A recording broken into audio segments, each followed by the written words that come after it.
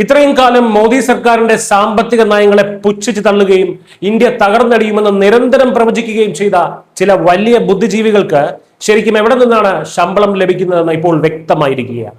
ആ മുഖംമൂടി ഒടുവിൽ അഴിഞ്ഞു വീണിരിക്കുകയാണ്. മുൻ RBI ഗവർണർ രഘുറാം രാജനെ അമേരിക്കൻ സെൻട്രൽ ബാങ്ക് ആയിട്ടുള്ള ഫെഡറൽ റിസർവിന്റെ സുപ്രധാന സമിതിയിലേക്ക് നിയമിച്ചിരിക്കുകയാണ്. ട്രംപ് ഭരണകൂടത്തിന് കീഴിലുള്ള പുതിയ ഫെഡ് ചെയർമാൻ കെവിൻ വാർഷ് ആണ് ഈ നിയമനം നടത്തിയിരിക്കുന്നത്. അമേരിക്കയുടെ ബാലൻസ് ഷീറ്റ് പോളിസി ടാസ്ക് ഫോഴ്സിലാണ് രാജന് ഇടം ലഭിച്ചിരിക്കുന്നത്.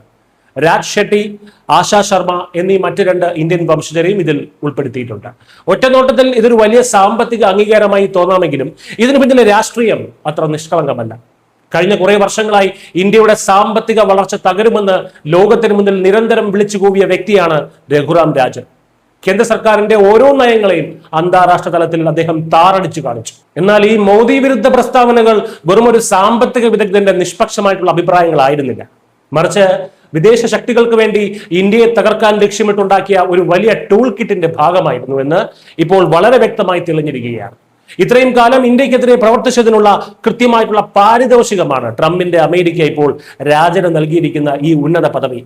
ഇന്ത്യയുമായി ഇപ്പോൾ ഒരു വ്യാപാര യുദ്ധത്തിന് തന്നെ കോപ്പുകൂട്ടുകയാണ് ഡൊണാൾഡ് ട്രംപ്. ഇന്ത്യയുടെ സാമ്പത്തിക കുതിപ്പിനെ ഏത് വിധേനയും തടയുക എന്നതാണ് പുതിയ അമേരിക്കൻ അജണ്ട. അതിനവർക്ക് ഇന്ത്യക്കകത്തു നിന്ന് തന്നെ കുത്താൻ ഇത്തരം ചില ചാരന്മാരെ ആവശ്യമുണ്ട്. ലോകത്തിന് മുന്നിൽ ഇന്ത്യയെ മോശമായി ചിത്രീകരിക്കാൻ രാപ്പകൽ അധ്വാനിച്ച രാജന് അമേരിക്ക നൽകിയ ഏറ്റവും വലിയ ഉപകാര സ്മരണയാണിത്. ഇന്ത്യയിലെ ജനങ്ങൾ ഇത്രയും കാലം സംശയിച്ചിരുന്ന ആ ഗൂഢാലോചന സിദ്ധാന്തം ഇപ്പോൾ അക്ഷരം പ്രതി ശരിയാണെന്ന് വന്നിരിക്കുന്നു. രാജൻ നമ്മുടെ രാജ്യത്തിന് വേണ്ടി നടത്തിയ സാമ്പത്തിക പ്രവചനങ്ങൾ മാത്രം എടുത്ത് നോക്കിയാൽ മതി ഇതിന്റെ പിന്നിലെ അജണ്ട ആർക്കും ബോധ്യപ്പെടും. 2022 ഡിസംബറിൽ രാഹുൽ ഗാന്ധിയോടൊപ്പം നടന്ന ഇന്ത്യ അടുത്ത വർഷം 5% വളർച്ച നേടിയാൽ അത് വലിയ ഭാഗ്യമായിരിക്കുമെന്നാണ് രാജൻ തട്ടിവിട്ടത്. എന്നാൽ സംഭവിച്ചതോ? രാജന്റെ പ്രവചനങ്ങളെ കാറ്റിൽ പറത്തിക്കൊണ്ട് ഇന്ത്യയുടെ വളർച്ചാ നിരക്ക് 8% മുകളിലേക്ക് കുതിച്ചുയർന്നു.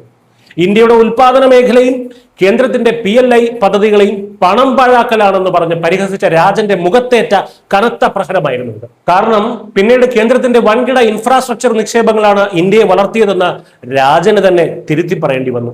അതിലുമപ്പുറം ഇന്ത്യ പഴയ ഹിന്ദു വളർച്ചാ നിരക്കിലേക്ക് കൂപ്പുകുത്തും എന്നായിരുന്നു ഈ ബുദ്ധിജീവിയുടെ മറ്റൊരു പ്രവചനം. എന്താണ് ഈ ഹിന്ദു വളർച്ചാ നിരക്കെന്ന് സാധാരണക്കാർ അറിഞ്ഞിരിക്കണം. 1990കളിലെ സാമ്പത്തിക പരിഷ്കരണങ്ങൾക്ക് മുൻപ് വെറും 3.5 മുതൽ 4% വരെ മാത്രം ഇഴഞ്ഞു നീങ്ങിയിരുന്ന ഇന്ത്യയുടെ സമ്പദ് വ്യവസ്ഥയെ ചില സാമ്പത്തിക ശാസ്ത്രജ്ഞർ കളിയാക്കി വിളിച്ച പേരാണത്. ചൈനയും ജപ്പാനും കൊറിയയും പോലെയുള്ള ബുദ്ധിസ്റ്റ് രാജ്യങ്ങൾ വലിയ സാമ്പത്തിക വളർച്ച നേടിയപ്പോൾ ഹിന്ദു ഭൂരിപക്ഷമുള്ള ഇന്ത്യ ഇഴയുകയാണെന്ന വംശീയതയും ഹിന്ദു വിരുദ്ധതയും നിറഞ്ഞ ഒരു ക്രൂരമായിട്ടുള്ള പരിഹാസമായിരുന്നു ആ വാക്ക് ഹിന്ദു വളർച്ചാ നിരക്ക്. ഹിന്ദുവിന്റെ വളർച്ചയെ പോലെയാണ് അവന്റെ രാജ്യത്തിന്റെ സാമ്പത്തിക വളർച്ച എന്ന ആ അധിക്ഷേപ പദം ഉപയോഗിച്ചാണ് ഇന്ത്യ വീണ്ടും ആ പഴയ പട്ടിണിയിലേക്കും തകർച്ചയിലേക്കും പോകുമെന്ന് രാജൻ ശപിച്ചത്. എന്നാൽ ഇന്ത്യ തുടർച്ചയായി 7-8% വളർച്ച നേടി ലോകത്തെ ഞെട്ടിച്ചപ്പോൾ രാജന്റെ ഈ വിഷം ചീറ്റുന്ന പ്രവചനം ചരിത്രത്തിലെ ഏറ്റവും വലിയ തമാശയായി മാറി. ചുരുക്കത്തിൽ വിദേശത്ത് പോയിരുന്ന സ്വന്തം രാജ്യത്തെ സർക്കാരിനെതിരെ നിരന്തരം വിഷം ചീറ്റിയാൽ അതിന് തക്കതായ പ്രതിഫലം ലഭിക്കുമെന്ന രഘുറാം രാജൻ തെളിയിച്ചിരിക്കുകയാണ്. രാജനെ പോലുള്ളവരുടെ വ്യാജ പ്രവചനങ്ങളെയും വിമർശനങ്ങളെയും പുച്ഛിച്ചു തള്ളി സ്വന്തം നയങ്ങളുമായി മുന്നോട്ട് പോയ മോദി സർക്കാരിന്റെ നിലപാടുകൾ 100% ശരിയായിരുന്നു എന്ന് കാലം സാക്ഷ്യപ്പെടുന്നു. സാമ്പത്തിക വിദഗ്ധൻ എന്ന ലേബൽ ഒട്ടിച്ച് നടക്കുന്ന ഇത്തരം വിദേശ ഏജന്റുമാർക്ക് ഇനിയെങ്കിലും ഇന്ത്യയെ സാമ്പത്തികം പഠിപ്പിക്കാൻ വരാതിരിക്കാനുള്ള സാമാന്യ ബോധമുണ്ടാകുമെന്ന് നമുക്ക് പ്രത്യാശിക്കാം. News desk Malayalam.